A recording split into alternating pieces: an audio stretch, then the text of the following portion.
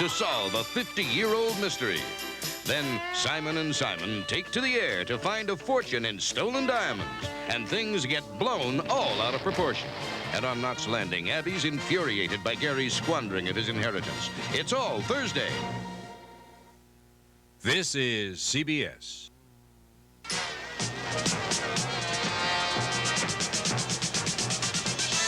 WCCO Television, in cooperation with Control Data, present Computer Vote Total. Good evening, everyone. This will be the first of 2 or 3 programs preliminary to that time when the election returns begin to filter into us around 9 o'clock or so, designed to more or less set the stage for the dynamics that are to follow and to introduce you to many of the crew members who will be keeping us informed throughout the evening. For many of our reporters stationed at campaign headquarters throughout the Twin Cities metropolitan area, all the way up to the volleyball court of the Sawmill Bar and Saloon in Virginia, where Karen Boris is stationed with the Rudy Perpich camp. The first thing we want to do is see if we can get some kind of a handle on the voter turnout this afternoon, because of the intensity of the campaign in the last few days and the intensity of the rather dreary weather. Don Shelby has been assigned to cover a voting precinct in South Minneapolis. Judging from what I can see in the background, Don, the voter turnout's been substantial. They're going to have to keep the doors open here late into the night, according to the people at the polling areas. This is the Ward 8 7th precinct. About 1,460 registered voters here as of the beginning of this election day. That's changed substantially. There's about 200 new registered voters in this precinct as of today, and that keeps mounting. This part of the city of Minneapolis is substantially middle to lower income. And we talked to a lot of the people coming in today. 800 of them have voted so far, and that turnout is actually larger than the 1980 presidential election or the 1976 presidential election. That's probably important to think about, because that was the mandate that brought President Reagan in 1980, the mandate for a change. The people we talked to here at the polling booths today said that this is a mandate for change as well, and the numbers are actually larger. The change is against Ronald Reagan. And Pat, one of the people here we talked to today, said that it is also a vote against Ronald Reagan, not only his economic policies, but a vote against him and his, quote, insensitivity toward the people that make up precincts like this, the lower income, the disadvantaged, and the poor. Be interesting to see, Don, exactly what we do turn out, how many people indeed do end up voting. We have sent Tom Hendrick over to the state capitol. He is standing by there with Mr. Tom Durand, who is a voter turnout expert of sorts. Tom, I'm wondering, what does Mr. Durand think about the big voter turnout we're seeing so far? I'm putting that question to him right now. Tell me, what does this turnout mean? Does it mean, as some people are saying, that there is a referendum on Reaganomics in Minnesota and this is going against the president? Well, I don't know if we can draw any real conclusions at this time, but I think it's safe to say that statistically a higher turnout is good for the Democrats in Minnesota. But you can't say anything else of what else this means. More Democrats, you would presume, would mean more Democratic votes, would you not? One would draw that assumption, but the thing that you want to keep in mind is not all those people going to the polls who are Democrats would be voting for Democrats. We'll have to wait until tomorrow to draw those kinds of... Okay, how's the turnout going in various parts of the state, the Iron Range? Well, as we talk to election officials around the state, we're finding up on the Iron Range, it's a very, very high turnout. Down in the southern part of the state is the same, and in the metropolitan area, they're talking about record turnouts. Record turnout in Hennepin and Ramsey counties? That's correct. How about the southeastern part of Minnesota? I haven't heard too much from them today, but I am assuming that they're probably doing very well also. Okay, we'll keep you updated throughout the night. They're expecting a 62.5% turnout. That would be the biggest turnout since 1978. Back to you. We've run into all sorts of political and election experts. I've never come up against a turnout expert before. That's a new dimension to our election night. I don't think I've ever heard of a turnout expert either. But on what do they base this, that the bad weather favors Republicans and so forth? Statistically, over the years, it can be shown that when the voter turnout is low, largely because of weather conditions, that Republicans do better. There are fewer Republicans, people who identify themselves as Republicans in this state, than there are Democrats. but the Republicans tend to turn out in larger percentages year in and year out, no matter who's running, no matter what kind of weather it is. Would that indicate that they're more vigorous voters, or that there are more older Democrats who can't face the elements of the weather? I'm not sure you can draw either conclusion, David, and I guess I wouldn't want to try to do that. I better not say that it's an old wives' tale, because I'll be disproved. We'll be back with our computer vote total in just a moment. You're looking at the two best reasons I take good care of my brakes. They're why I go to Midas on a regular basis. Midas inspects brakes the right way. I pull the wheel. If anything needs doing, I know it gets done right. Some people say I'm overly cautious, but I don't think so. I just feel better going to Midas. Where nothing but the best is ever gonna do. Trust the Midas touch. Now, America has a national daily newspaper, USA Today. Life for you in the USA Today. The latest trends, ideas, and views, education, arts, people in the news. USA Today, the nation's newspaper. Life, sports, money, and the nation. USA Today brings you the USA. Washington reporter Jim Gately is heading up a WCCO television news crew in Milwaukee to keep his eye on the gubernatorial, U.S. Senate, and 2 congressional races there. First, let's ask Jim what the weather has been in Wisconsin.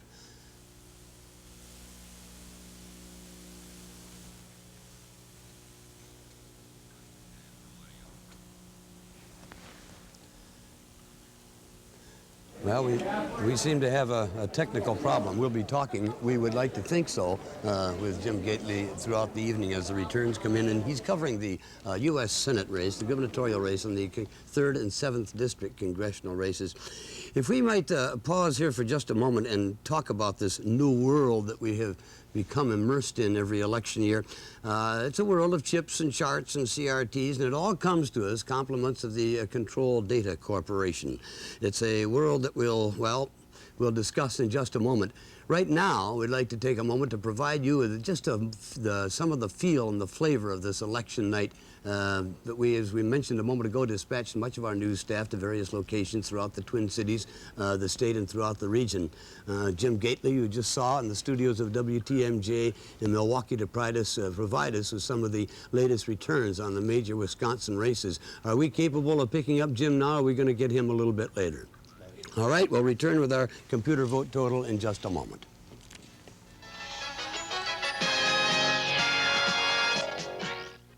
Ooh, chicken. Chicken McNuggets. Ooh, McNuggets. McDonald's McNuggets. A McNugget is a boneless chunk of tender, tasty chicken with 4 kinds of sauce to choose especially for dipping. Barbecue. Hot mustard. Sweet and sour. Honey. Ooh, McNuggets. Now through November 28th, desserts on us at McDonald's. Buy Chicken McNuggets, large fries, and a drink, and get your choice of McDonald's desserts free. So, Helen can't sleep with that nasty cold. Mother, you're in Philadelphia. You need VapoRub for your congestion. In the drawer. Oh? Remember how well you slept when I covered your chest with VapoRub, and those medicated vapors helped you breathe easier all night so you could rest? Well, it's just as effective on grown-ups. It is. So mother yourself, Helen, with Vicks VapoRub, and write us once in a while. WCCO Television, Minneapolis, St. Paul.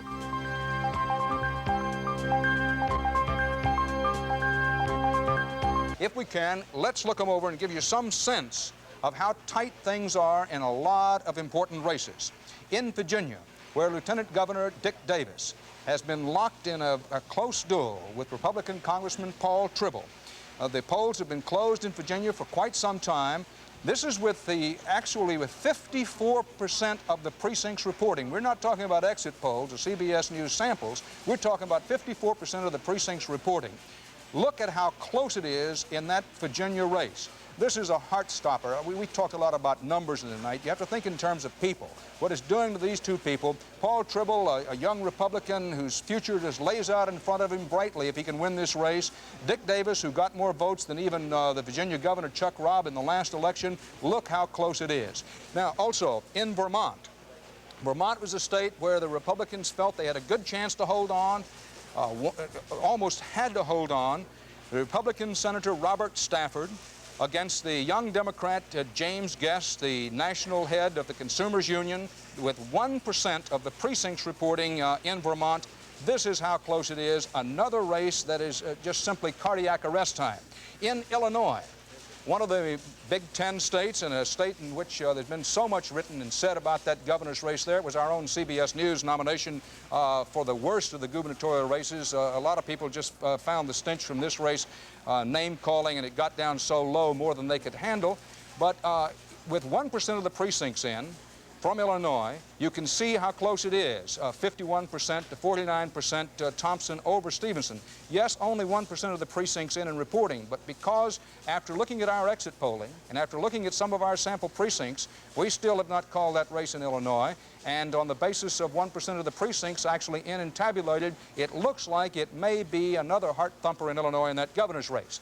However, I'd have to say that right now, if you're at home and saying, well, I want the big picture, we said starting out that this was a national referendum on Reaganomics, among other things. And would the message to the president be, yes, stay the course, keep on doing what you're doing economically? Or would the message be, Mr. President, we like you personally, we want you to modify the course? Or would the message be, listen, jettison this thing, get rid of it, reverse it, and start with something else? Right now, on the basis of the way things have been going, the Democrats have an excellent chance to say when it's all said and done to the president, you've got to modify the course, and if things continue in the direction they're going, that is, if these patterns continue way out west, and particularly in California, the message to the president might very well wind up being reverse course. But the Republican strength is in the lower Midwest, the Rocky Mountain states in the west, particularly the Senate race and governor's race in California, a lot riding on those, so we've got a long way to go. For more on some of tonight's top races, Bob Schieffer. Bob, it's really getting exciting in these Senate races. Lautenberg beating Fenwick, I guess, is the best story we've got in terms of this hour. I think that's right, and I'm also told, Dan, that William Roth has won the Senate race in Delaware. That's on the basis of an exit poll, I believe. That is fairly good news for the Republicans. No, it is an estimate. That is not on the basis of exit polling. Roth, of course, is the author of the Kemp-Roth bill, or the Roth-Kemp bill, as he calls it, the Reagan tax cut bill. He was not expected to have a hard time, and sure enough, he didn't.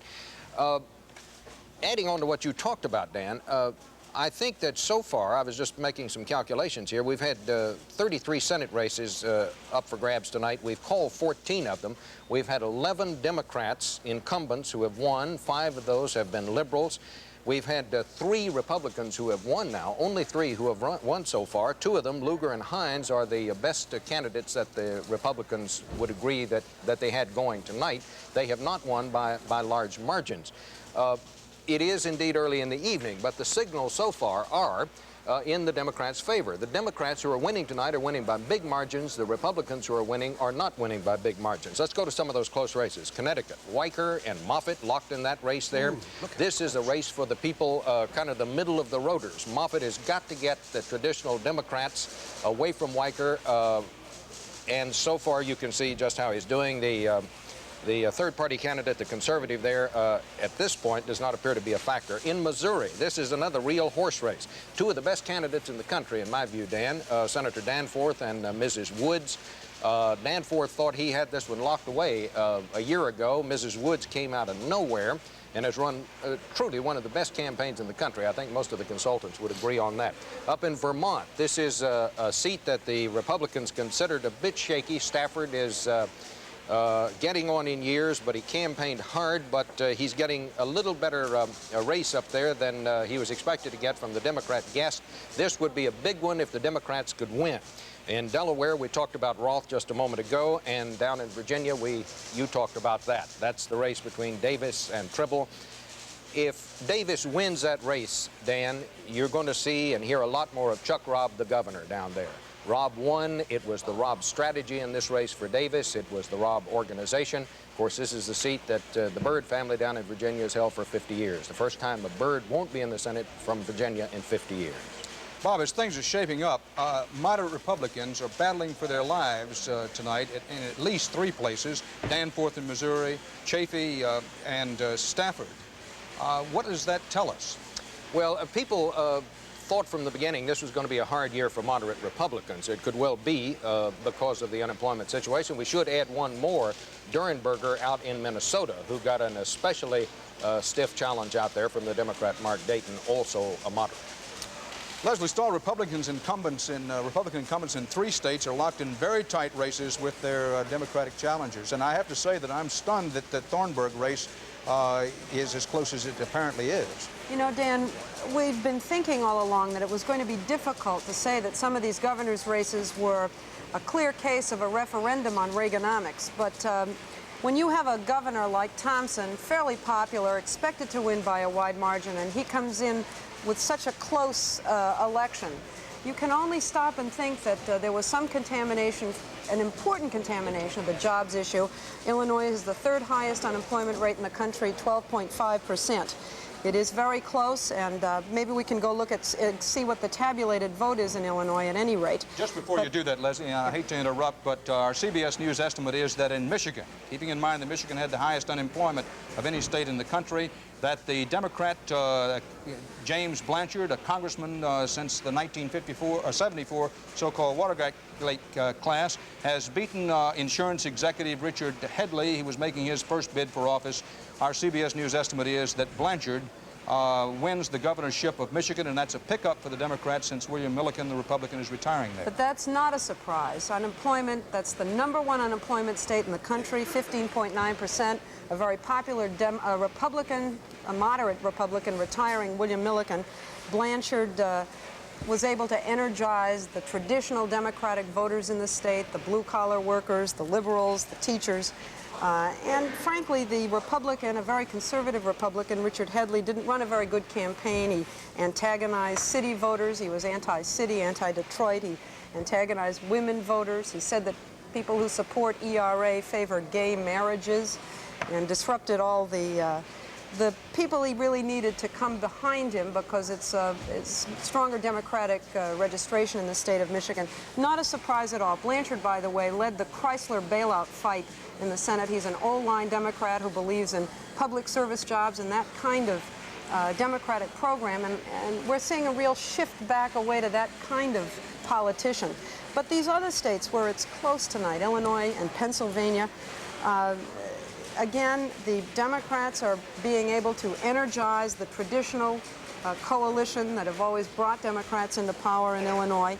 Adlai Stevenson did not run a very good campaign, made a lot of mistakes. Thompson absolutely expected to win, and that it is close. You have to say Reaganomics is a factor in this governor's race, and the same in Pennsylvania, where again it's very close. Richard Thornburg, an extremely popular governor with a very high approval rating, somewhere in the high 60%, won his stripes when he calmly handled the 3 Mile Island crisis. Alan Ertl didn't even have strong name recognition in the state, just kept pounding away at jobs and Reaganomics, giving him a real fight. And the race is very close in Texas. That's not necessarily a clear case of a Reaganomics state. This was really a referendum on the Republican governor, Bill Clements. Reagan is very popular in Texas, and people think that Reaganomics has helped their state by about 57%, according to our exit polls. But all these Republican incumbents are in trouble, and the direction of the governor's races is the same as it is in the other races tonight. Bill Moyers, this is an early and tentative judgment. It looks like the Democrats did do a good job of getting out their vote. No question about it on the basis of our exit polls. But Dan, you added a cautionary note to the enthusiasm the Democrats may be feeling a minute ago when you said, wait a minute, there's that great big sky of Reagan country out there, and that is true. Democrats, on the basis of returns so far, are doing well in states where in a period of high unemployment they ought to do well. In the East and the Midwest, hard hit by joblessness. What will happen in states like Wyoming with a 6.8 unemployment rate, or Minnesota with a 7.2 unemployment rate, or even in that race in Connecticut where the unemployment rate's only 6.9? This night is not over. Not by a long shot, and we'll have more of our CBS News election night coverage in a moment.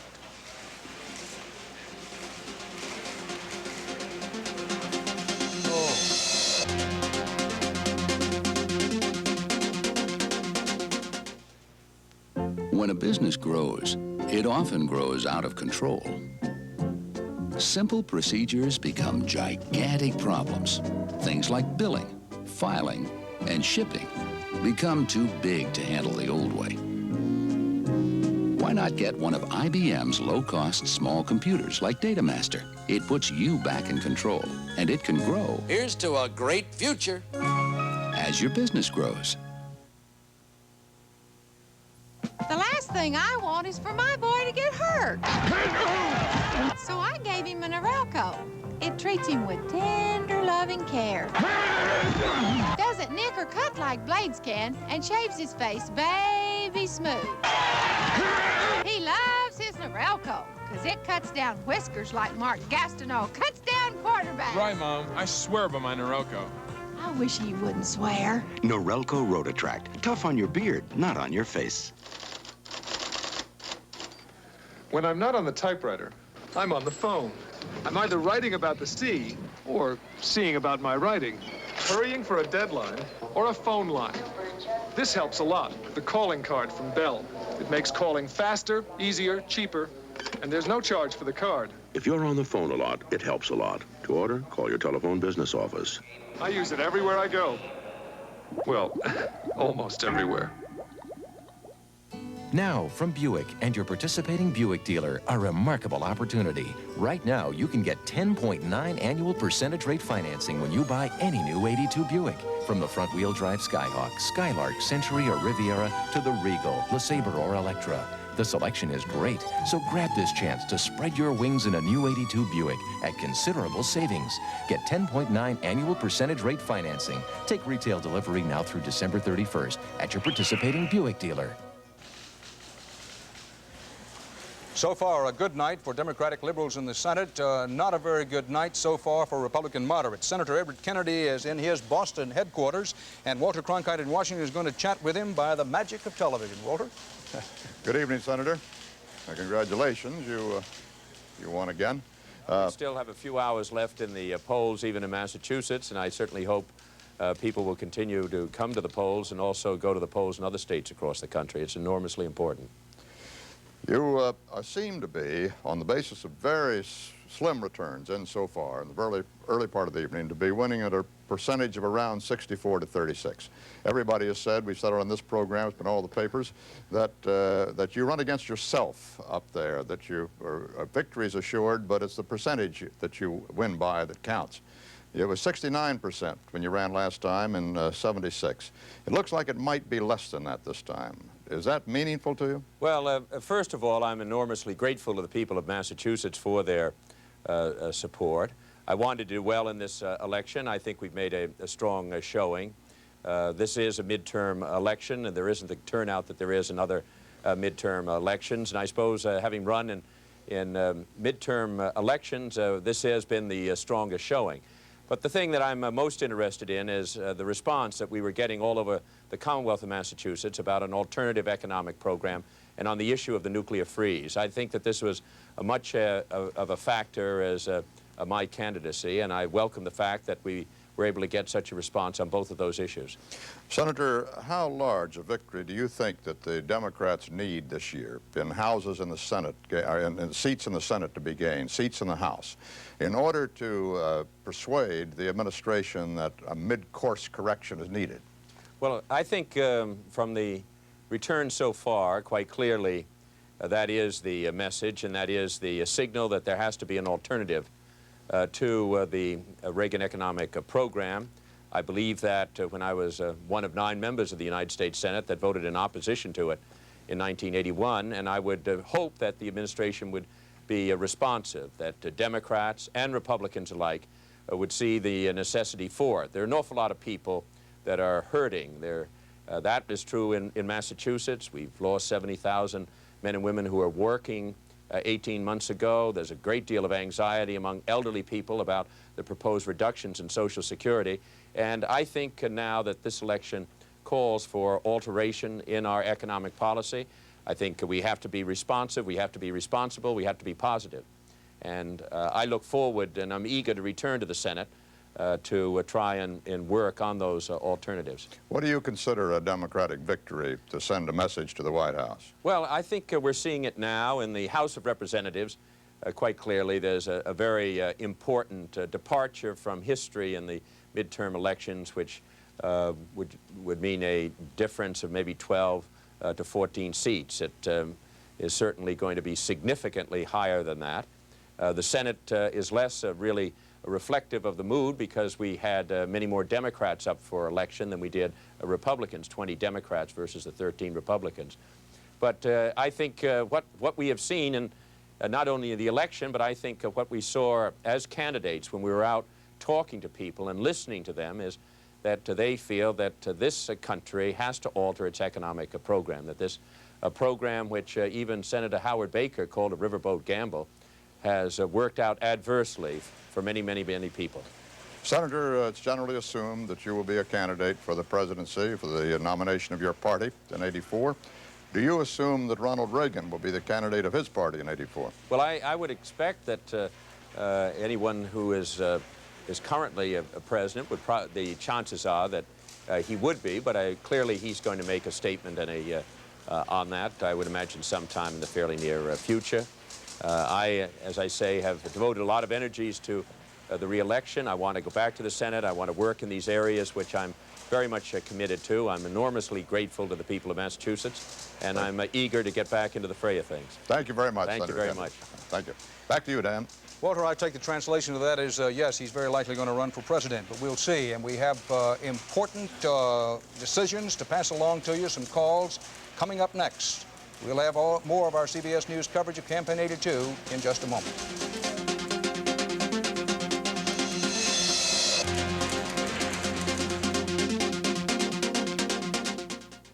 Change velocity ratio. Change data. When General Motors talks Reference about stable. fuel economy, it isn't just a lot of wind. Stable at 95. Although wind is involved, aerodynamics are tested here in 50-mile-an-hour winds because less wind resistance means more miles per gallon.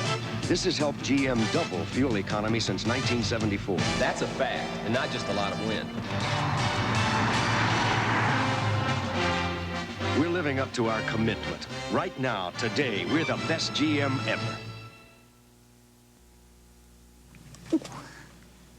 Did you know that science has developed a new telephone cable fiber as thin as a human hair? It's made out of glass, and it transmits your voice with light impulses. The big benefit being that the new telephone cables are only 1/16 the size of the old ones. So in the same amount of space, we can now handle thousands more calls. Gee. No, GTE. It's here, the better-tolerated aspirin, new improved Bayer aspirin with the patented micro-thin coating. It's better tolerated than regular aspirin. Here's why. Regular aspirin can be chalky, hard to swallow, but coated Bayer goes right down with no bitter taste in the throat, no burning, and Bayer is as fast and effective as ever. It's here, improved Bayer with the patented micro-thin coating. New improved Bayer. There's never been an aspirin like it, ever. A special Christmas gift from Radio Shack, the TRS-80 color computer at $100 off. Instant loading program packs turn our color TV into a game arcade. The color computer is also an education center. There are over 30 games available. And it's perfect for home management. She's right. With a programmable, expandable computer, you can do more than just play games. Why, our son's even learning how to program. Save $100 on the TRS-80 color computer, only at Radio Shack, the computer experts. We're being a little cautious on that Pennsylvania governor's race where Republican incumbent Thornburg is in a close race. He may have won, but it's a little early for us to say that. And our emphasis right now has to be on the Senate. Let's recap where we think we are this hour. In the Senate races, 33 Senate races up. Look on the left-hand side. As the night started, the Democrats held 20 Senate seats that were up today. The Democrats have won in these states. The Democrats have lost in no states that they held. On the other side, look to the right. The Republicans had 13 Senate seats up today. They've won, held on to their Senate seats in these places. They've lost in these places. New Jersey, Governors, 36 races up today. Left-hand side, 20 Democratic gubernatorial seats. The Democrats have won these. They have lost these. None so far. On the right-hand side, the Republicans have won these. They had 16 gubernatorial seats up today. They've won in Tennessee. They've lost in Michigan and Ohio. A quick look, the gain for the Democrats would be 2 state houses so far. In the House of Representatives, very quickly, really not enough to tell. 86 leading or elected Democrats. Undecided, still 313. This is Dan Rather at CBS News Election Headquarters.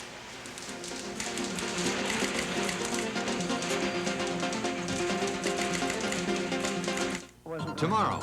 I knew that I could learn to fly. They told the lady she shouldn't try, but she had the last laugh. If a man could do it, I could do it. Charles Carroll profiles the 80-year-old pilot who believes the sky's the limit. I want to fly till after I'm 100. Plus a complete wrap-up of Campaign 82, all on the CBS Evening News with Dan Rather tomorrow. This is CBS.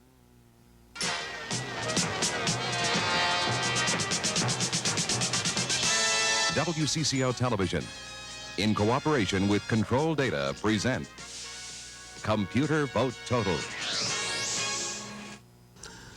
Good evening again, everyone. To provide you with the feel and flavor of this election night, we have dispatched much of our news staff to various locations throughout the Twin Cities, the state, and the region, because reporter Jim Gately tonight is in the studios of WTMJ in Milwaukee to provide us with the latest returns on the major Wisconsin races.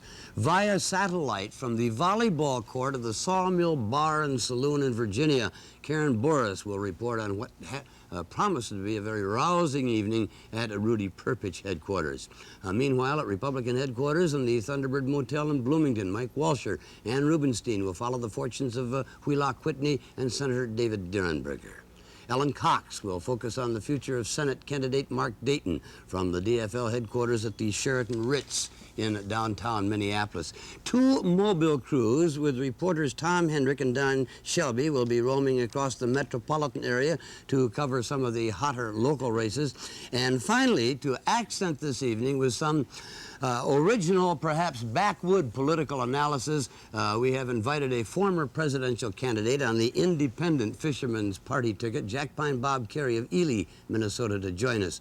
Jack Pine and his chronicler, Dave Nimmer, are encamped at the VFW Post 363 in Fridley, from where they will watch this evening unfold. They will ponder the fate of the nation, and they will tell us what it all means. Skip? I'll tell you, it's a wonderful world that we can do all that in, David. A world of chips and charts and CRTs and computers. All compliments, of course, of Control Data Corporation. And boy, do I remember back in 1966 when CCO Television traded in its pens and pencils. You remember that too, David, for the newfangled, what were then newfangled computers. That marriage has proved to be invaluable for us in reporting the latest election returns. Behind us, some Viking 721 terminals. They feed vote tallies to the main Control Data CyberNet computer system in Rockville, Maryland, just outside Washington, D.C. The Cyber 750 system is the main network carrier for all of CDC services worldwide. The voter information that we enter here is totaled, then percentages and total vote precincts reportings are calculated. They're sent back for display on our television sets and yours at home in less than 1 second. At least that's a microsecond, I think. We're pretty close to it. There's no faster or more complete vote total system available anyplace. And once again, we'd like to extend a welcome to everybody here from Control Data Corporation, who will be keeping us company until none of us can stay awake any longer tonight, I think. Which would you guess to be what hour? Want to make a forecast? 2 to 3 a.m. Very good. Let's return to one of our characters on tonight's drama. He's a man not running in this year's race, but he's certainly keeping a close eye on a possible bid for the presidency in 1984. That's the Ely, Minnesota native Jack Pine Bob. From his perch in the editor's chair of the Ely Echo, Carey has developed an interesting, albeit unorthodox, view of the political scene, both in Minnesota and the country as well. Jack Pine Bob came to national attention during his campaign for the presidency. He was the endorsed candidate of the Independent Fisherman's Party. Even critics admitted Carey's solutions to problems had a certain backwoods charm and simplicity. When the Israelis get up in the morning or the Arabs get up in the morning, they say, well, what are we going to do today? Well, we'll go shoot somebody because they got nothing else to do. They ain't no fishing. We're going to take $4 billion of that and put it into making lakes and the other $1 billion into setting up fish hatcheries so they got bass over there. So far, Carey's constituency has been confined to Ely. However, with his visit to the Twin Cities this week, well, who knows? Now that you have the background, let's go to the man in the foreground of your picture there, Dave Nimmer, in the VFW post in Fridley with Jack Pine Bob. David? Well, David, we'd like to introduce you to Bob Carey Live and Lively from the Fridley VFW Club, post 363. Thank you. Bob, we've been kind of harangued, we've been talked at, we've been preached to, and we've even been editorialized at for the last 3 months. And I know that the Ely Echo carries a good bit of authority and clout, I guess from Keewatin to Zim, doesn't it? All right, we're power up there. Have you been editorializing? What have you told your people about who to vote for this year? Well, we don't tell people what to vote for, or who to vote for. You see, we don't endorse candidates. There's several things wrong with that. One thing is when you endorse candidates, you're presuming that you know more than the voter. And there isn't any editor that knows even as much as a voter, which is kind of dumb. The other thing is that if something goes wrong and that candidate turns out to be a real bomb, then you're stuck with him. But you never see 4 years hence an editorial that says, we really messed up in the last election, we steered you to vote for this stupid guy, and we're sorry. They don't ever do this. You see, they disavow the guys somewhere along the line. They never take responsibility for what they're doing. So this year, you left the names out of the editorial columns. We do not, no, we say, hey, you know as much as we do, in fact, as much as the candidates. They don't even know if they're going to be good. David, about the only endorsement we can expect from Ely, Minnesota is probably in 1984 for Jack Pine Bob Carey. Thanks, Dave. Thanks, Bob. I have a feeling they're going to keep us honest tonight. It's going to be a wonderful dimension to tonight anyway. Well, as Dave mentioned earlier, we have sent Jim Gately to Wisconsin to keep a close eye on our neighbors in Wisconsin to find out what's going to happen over there tonight. Jim, what will you be covering? Pat, we'll be covering basically 4 races. One is, of course, the governor's race. Lee Dreyfus surprised most people last spring when he decided to retire. Anthony Earl, a Democratic candidate, is the front-runner in the polls, and he has taken a rather unusual political stance and almost promised to raise taxes to erase the state deficit. And, of course, that has a familiar ring to most Minnesotans. Terry Kohler, the Republican, is a wealthy industrialist, and he is running second, far behind in the polls, which close in just a few minutes. In the Senate race, it appears, according to the polls, once again, that William Proxmire, the person who has held the Senate seat in Wisconsin for the longest time in history, 25 years, will once again be reelected. He's going against Scott McCallum, a young senator from Fond du Lac. The other 2 races will be following in the basically dairy country, 3rd Congressional District, right across from the Twin Cities, between Steve Gunderson and the David Obey race in northern Wisconsin. All right, thank you, Jim. We'll be checking with him. We're going to defer to CBS once again, and we'll return with computer vote total in about 25 minutes.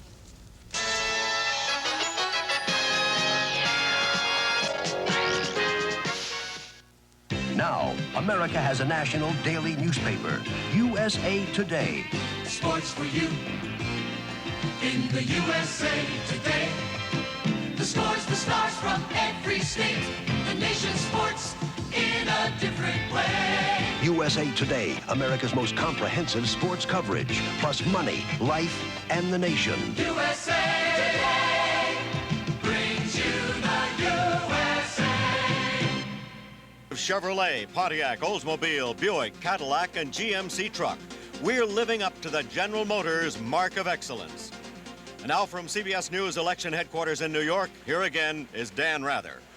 It is 9 p.m. in the east, and things could change when the results begin coming in from the Rocky Mountain states and the west. But right now, the story is turnovers favoring the Democrats in the Midwest in governor's races. The Democrats have taken the state houses of Ohio and Michigan away from the Republicans. We should be getting decisions soon in Wisconsin and Minnesota. We're still awaiting results in Illinois.